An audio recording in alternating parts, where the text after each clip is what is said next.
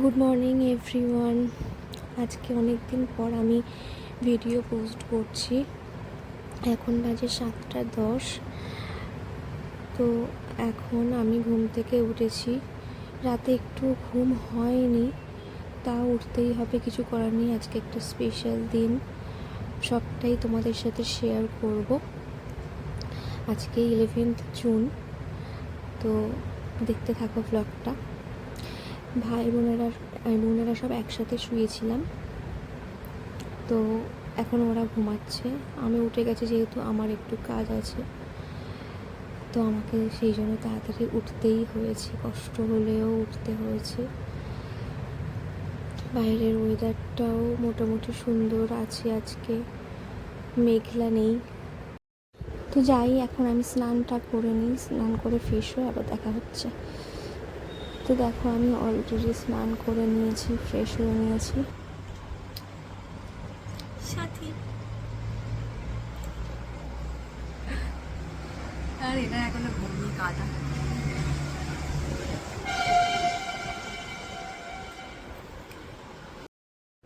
তারপর আমাকে সাজাতে চলে এসেছিল। আর আজকে আমি এই শাড়ি আর ব্লাউজটা পরবো। তো আজকে স্পেশাল কী দিন সেটা তো তোমাদেরকে বলাই হয়নি। আজকে আমার 7 মাসের স্বাদ। আমার 5 মাসের স্বাদ হয়নি, কারণ যেহেতু আমার শ্বশুরবাড়ির পক্ষতেও নেই আর আমার বাপের বাড়িতেও নেই, তো সেই জন্য 7 মাসের স্বাদটা দেওয়া হচ্ছে। আর আমি সাজতে সাজতে একটু অসুস্থ হয়ে পড়েছিলাম, কিন্তু প্রিয়া ও খুব কোঅপারেট করেছে। ও আমাকে, মানে আমি শুয়ে পড়েছিলাম, তা সত্ত্বেও ও আমাকে সাজিয়ে দিয়েছে ওই রকমভাবেই। আর তোমরা তো যারা আমার পুরনো ব্লগ দেখেছো তারা তো ওকে চেনোই। আমার ফার্স্ট অ্যানিভার্সারিতেও সাজিয়েছিল ও খুব সুন্দর সাজায়, তার জন্য আমার এরকম একটা স্পেশাল দিনেও ওকে বুক করেছিলাম। আর আমি সকাল থেকে যেহেতু কিছু না খেয়েছিলাম, তো সেই জন্য আমাকে একটু আমার বোন ড্রাই ফ্রুটস খাইয়ে দিচ্ছিল, যাতে একটু, মানে অসুস্থ ছিলাম যেহেতু, সেই জন্য একটু এনার্জি পাই আর কি। কিন্তু তোমরা যারা অলরেডি মা হয়েছে তারা তো জানোই, যতই যা হোক না কেন একটু তো টায়ার্ড লাগেই। তো এটাই হচ্ছে আমার ফাইনাল লুক। ও জাস্ট একটু টাচ আপ দিচ্ছে, অলরেডি আমার সাজানো হয়ে গেছে। আর ওর একটু তাড়া ছিল, তো তাড়াতাড়ি সাজিয়ে দিয়েছে আমাকে, আর খুবই সুন্দর সাজিয়েছে। তোমরাই বলো লুকটা কেমন হয়েছে আমার, আর শাড়িটা পরেই বা আমাকে কেমন লাগছে।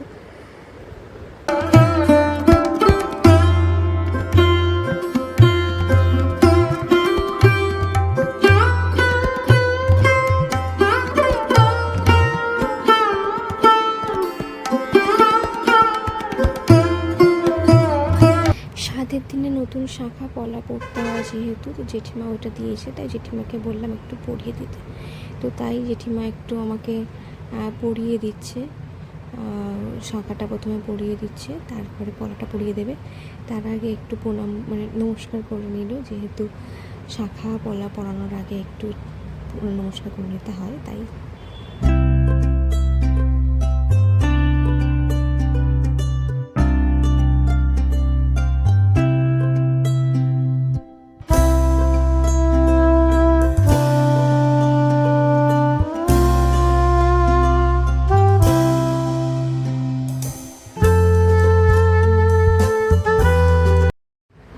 জেঠিমার শাখা পলা পরানোর পরে মা আমাকে নোয়াটা পরিয়ে দিচ্ছে, যেহেতু আমাকে মা এটা দিয়েছিল স্বাদের দিনে। তারপর রিকুর দেওয়া গিফট, রিকু আমাকে শাঁখা বাঁধানো দিয়েছিল, তো সেটাই আমাকেও পরিয়ে দিচ্ছিল।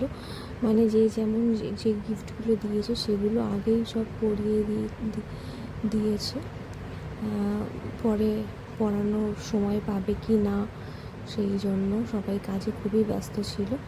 তো কেমন হয়েছে জানিও।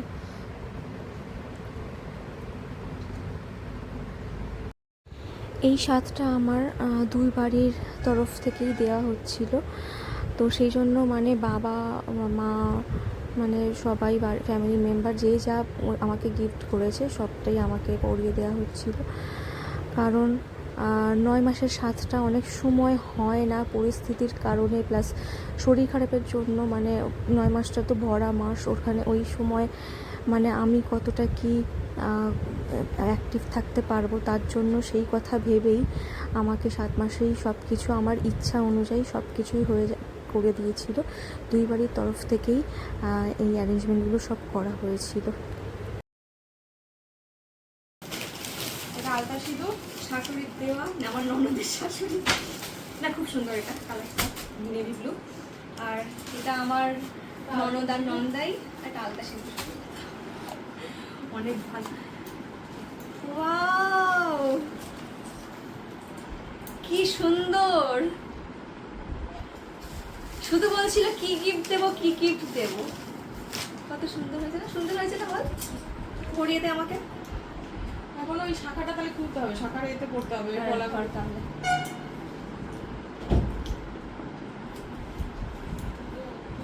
শাখার ঘর এতে তো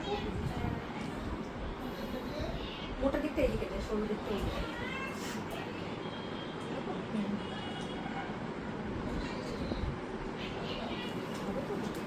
মোটা দিকটা এদিকে, মোটা দিকটা বাইরে দিতে হবে। বাবা, বিয়েতেও এত পড়েনি।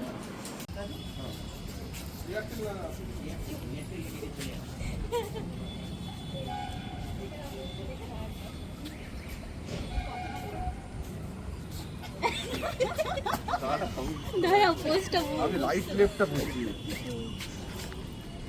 আমি সামনে পা দিয়ে, তুমি ব্যাকে করবে। তুমি ব্যাকে থাকবে। আমায় দেখো। তারপর আমরা একটু ফটোশ্যুট করতে চলে এসেছিলাম ছাদে সবাই মিলে, কারণ আমাদের তো আর প্রি বেবি শ্যুট এইসব করবে না, মানে আমার বর আর কি এইসব খুব একটা লাইক করে না। তো সেই জন্য আমি ভেবেছিলাম যে ছাদেই একটু সুন্দর করে সেজে একটু ফটো তুলে নেব, হয়ে যাবে। তো সেটাই আর কি চলছিল, অনেক ফটো তুলেছি আমরা, সবটাই শেয়ার করব একটু একটু করে। তারপর একটা রিচুয়ালস ছিল যেখানে আর কি ওই প্রদীপ তুললে মেয়ে হবে, তারপরে নোড়া তুললে ছেলে হবে, পায়েস তুললে মানে ছেলে হবে, যদি পায়েসটা ফেটে যায় তার মানে মেয়ে হবে, এরকম একটা সবাই মিলে বলছিল। তো সেই জন্য আমি তুললাম, তো আমি তুলেছিলাম পায়েস। তো পায়েসটা কিন্তু কোনো ক্র্যাক হয়নি, সবাই বলছিল সেই জন্য ছেলে হবে। জানি না এটা কতটা সত্যতা আছে, তবে রিচুয়ালসের মধ্যে পড়ে যেহেতু, তো সেটাই হলো। তারপরে আমরা সবাই, আমি খেতে বসলাম, আমার খাবার অ্যারেঞ্জমেন্ট করে দিয়েছিল। দেখতে এখানে ব্যাকগ্রাউন্ডে পুরো ডেকোরেশনটা রিকুই বলেছিল যে করতে, তো সেই জন্য করে দিয়েছিল। আর যেগুলো দেখছো ওই তত্ত্বের মতো করে সব সাজানো, আচার, স্ন্যাক্স, মিষ্টি আর ফ্রুটস, শাড়ি, সব কিছুই আমার বাড়ি থেকে এসেছিলো, আমার বাবার বাড়ি থেকে আর কি। আর সবটাই আমার জেঠুর মেয়ে আর পিসির মেয়ে অ্যারেঞ্জ করেছিল। ওরা অনেক দিন থেকেই প্ল্যান করে রেখেছিল যে এইগুলো করবে। তো মোটামুটি সবাই যে যেমন পেরেছে সব সাজিয়ে দিয়েছে। আর সবাই বলছিল যে একটু রিকুকেও আমাকে খাইয়ে দিতে পায়েস। আর কোলের মধ্যে যেটা দেখছো ওটাও নাকি একটা রিচুয়ালসের মধ্যে পড়ে, কি আছে ওটার মধ্যে আমি বলতে পারবো না, তবে কোলে দিয়েছিল যে ওইটা কোলে রেখে দিয়েই খেতে হবে। আর তারপরে যেটা মিষ্টিটা এসেছিলো আমার বাবা বাড়ি থেকে, ওইটাই খেতে হবে। মানে এখানে যা যা আছে সবটাই আমার বাড়ি থেকে আসা, মানে আমার মা আর বাবা যেগুলো দিয়েছে সেইগুলোই খাওয়ানো হয়েছে। আর কিছু কিছু জিনিস আছে অবশ্যই এই শ্বশুর বাড়ির থেকে, কিন্তু বেশিরভাগটাই মানে আমার বাড়ি থেকে পাঠিয়েছিল। ওটা আমাদের নিয়মের মধ্যে আছে, তার জন্য আনা হয়েছিল।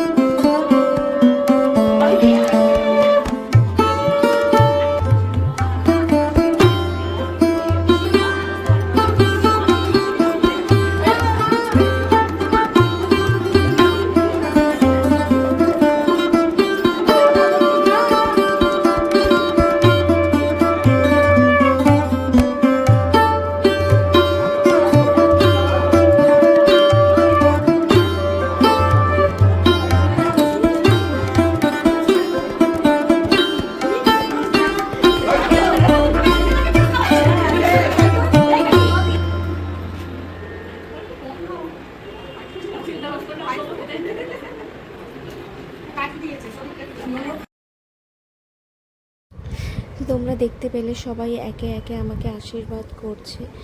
আমার যে ফিউচারে আসছে তাকেও আশীর্বাদ করলো, আর সবাই মানে রিকুকে আমাকে আশীর্বাদ করলো যাতে আমাদের সব কিছু সুস্থভাবে হয়ে যায় তার জন্য। আর তোমরাও সবাই প্রে করো যেন আমি আমার বেবি সবাই যেন মানে দুজনেই যেন খুব সুস্থ থাকে আর ঠিকঠাকভাবে সব কিছু হয়ে যায়।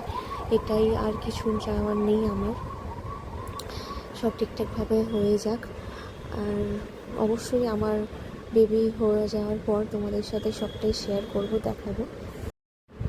তারপর সকাল থেকে যেহেতু আমি কিচ্ছু খাইনি, তো ভীষণ পরিমাণে খিদে পেয়ে গেছিলো আর আমি খেয়ে নিচ্ছিলাম আর সবাই দেখছিল আমাকে, আমার একটু লজ্জা লজ্জা করছিল আর কি। তারপর আস্তে আস্তে সবাই খেতে চলে গেল। আমি খাওয়ার পরে আমার একটু ফটোশ্যুট চলছিল খাওয়ার। এটি ইভিনিংয়ের ভিডিও। সবাই চলে যাওয়ার পরে খাবারগুলো অনেক রয়ে গেছিলো, আর যারা যারা আসতে পারেনি তারা সকালে দুপুরের দিকে তারা আর কি ইভিনিংয়ে এসেছিলো, তো সবার জন্য ফ্যামিলির সবাই মিলে খাবার পার্সেল করছিল। আর তারপর আমার ওই যে কেকটা ছিল, কেক কাটিংটা করে নিলাম সন্ধ্যাবেলা। খুব টায়ার্ড ছিলাম, তারপরে তাও সত্ত্বেও মানে একটু সবাইকে আনন্দ দেওয়ার জন্য আমি কেকটা কাটলাম। আর অবশ্যই কেকটা আনা হয়েছে তার জন্যই, তো একটুখানি কেকটা কাটিংটাও করে নিলাম। তোমাদের সবার কেমন লাগলো ব্লগটা আমাকে অবশ্যই কমেন্ট করে জানিও। এখন আমি প্রচুর টায়ার্ড থাকি আর মানে এনার্জি একটুও পাই না। অনেক ভিডিও করা আছে, অনেক শেয়ার করার আছে তোমাদের সাথে, কিন্তু মানে আমার এনার্জি নেই একটুও, তো তার জন্য আমি কিছু পারি না ঠিক করে করতে। তো দেখা হচ্ছে নেক্সট ব্লগে। এখনকার মতো টাটা, সবাই ভালো থেকো, সুস্থ থেকো, সাবধানে থেকো আর আমাকে অনেক আশীর্বাদ করো।